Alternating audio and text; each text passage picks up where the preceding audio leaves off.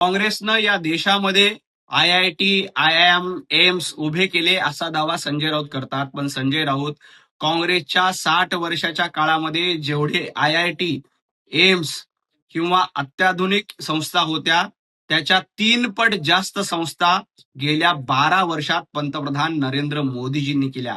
60 वर्षात काँग्रेसच्या सगळ्या लोकांना जेवढं जमलं नाही तेवढे एम्स, IIT पंतप्रधान नरेंद्र मोदीजींनी गेल्या 12 वर्षात केलेत. संजय राऊत त्यामुळेच मोदीजींना या देशातल्या जनतेनं 3 वेळेला निवडून दिले.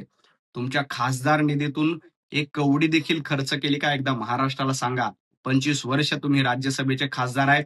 एक संस्था उभी केली, एक चांगला रस्ता उभा केला, एक मैदान उभं केली, एक शाळा उभी केली, याचा आधी हिशोब द्या. पंतप्रधान नरेंद्र मोदीजींनी 12 वर्षामध्ये नवा भारत घडवलाय. तुम्हाला तो कळणार नाही. काँग्रेसचं तोंड फाटेपर्यंत कौतुक करताना जनाब संजय राऊत कुलगुरूंचा अपमान करतात, महाभारताचा अपमान करतायत. संजय राऊत तुम्हाला मतांसाठी आता महाभारत प्रिय नाहीत तर मुघल प्रिय झालेत. तुम्हाला औरंगजेब प्रिय झालायत. तुम्ही महाभारताच्या काळातील गौरवशाली इतिहासाचा अपमान करतायत आणि ज्या काळ्याकुट्ट मुघलांनी हिंदूंवर अत्याचार केले, औरंगजेबांनी छत्रपती शिवाजी महाराजांना त्रास दिला, त्यांचा उदो करतायत. परंतु एक लक्षात घ्या, हिंदू धर्मग्रंथाचा, महाभारतांचा, कुलगुरूंचा, इथल्या शिक्षण व्यवस्थेचा, महाभारतकालीन शिक्षण व्यवस्थेचा अपमान तुम्ही करणार असाल तर या देशातला हिंदू तुम्हाला कधीही माफ करणार नाही. तुम्ही आता मुघलांचा, औरंगजेबाचा उदो करणारे झालात, हे पुन्हा एकदा लक्षात आले. परदेशामध्ये जाऊन भारताची बदनामी कोण करतंय हे एकदा संजय राऊतांनी राहुल गांधींना जाऊन विचारलं पाहिजे. ज्या पद्धतीनं राहुल गांधी सातत्यानं विदेशामध्ये जाऊन भारताची बदनामी करतात आणि महिनाभरातले 15 दिवस परदेशामध्ये जाऊन राहतात, त्याबद्दल आधी राहुल गांधींना जाब विचारा. कुणाचीही मुलं परदेशामध्ये शिकत नाहीत. भारतीय जनता पार्टीच्या अनेक मंत्र्यांची, मुख्यमंत्र्यांची मुलं ही भारतामध्ये शिकतात. संजय राऊत, तुमच्या मालकांची मुलं कुठं शिकतायत?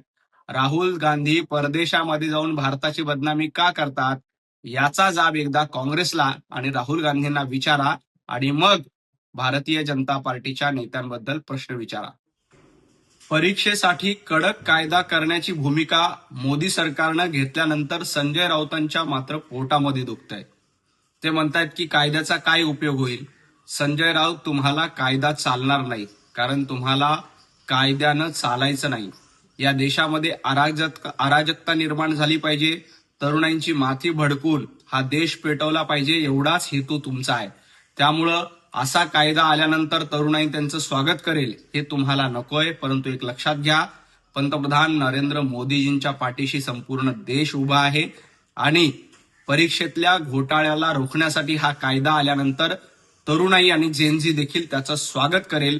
त्यामुळेच तुमची ही पोटदुखी सुरू आहे. बेगाने शादी में अब्दुल्ला दिवाना असल्याचं संजय राऊतांनी मान्य केलं. संजय राऊत, तुम्ही अब्दुल्ले आहात हे महाराष्ट्राने आधीच ओळखलं होतं. तुम्ही हिंदुत्ववाद सोडला, तुम्ही बाळासाहेब ठाकरे यांचे विचार सोडले आणि तुम्ही जनाब झालात. त्यामुळे तुम्हाला आता नमाज पठण स्पर्धा, अब्दुल्ले हे मान्य झालेलं आहे. परंतु एक लक्षात घ्यावा, या देशातील जनता पंतप्रधान नरेंद्र मोदीजींच्या पाठीशी आहे. तुम्ही हिंदुत्ववादाच्या पाठीशी खुरास उपसला. त्यामुळं आता तुम्हाला वेगवेगळे वेश धारण करावे लागतात.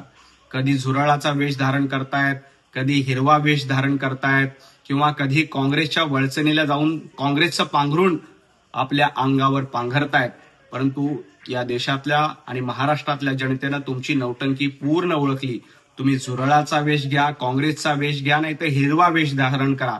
तुम्हाला ही जनता आता तुमची दागा दाखवत राहील.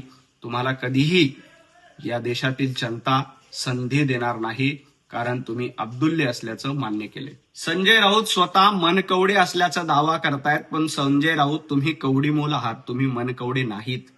देवेंद्रजी फडणवीस जमादार आहेत, हवालदार आहेत का कमिशनर आहेत हे महाराष्ट्रातल्या जनतेनं ठरवलंय, म्हणून ते मुख्यमंत्री झालेत. महाराष्ट्रातील 14 कोटी जनतेचे आशीर्वाद देवाभाऊंच्या पाठीशी आहेत. तुमच्या पाठीशी कोण आहे? तुमचा नेता आणि तुम्ही हवालदार सुद्धा नाही, रायंदर झालात. रायंदर ज्या पद्धतीनं गावागावामध्ये जाऊन लोकांचं एंटरटेनमेंट करतो, कॉमेडी करतो, तशी रायंदरासारखी अवस्था संजय राऊत तुमची आणि तुमच्या मालकाची झाली ते बघा. देवेंद्रजी फडणवीस महाराष्ट्राचे मुख्यमंत्री आहेत आणि जनतेनं त्यांना 3 वेळेला या महाराष्ट्राचं मुख्यमंत्री केलंय. शिक्षण मंत्री कोण होणार हे मोदीजी ठरवतायत. देवाभाऊंना महाराष्ट्राचं मुख्यमंत्रीपद हे जनतेने दिलंय.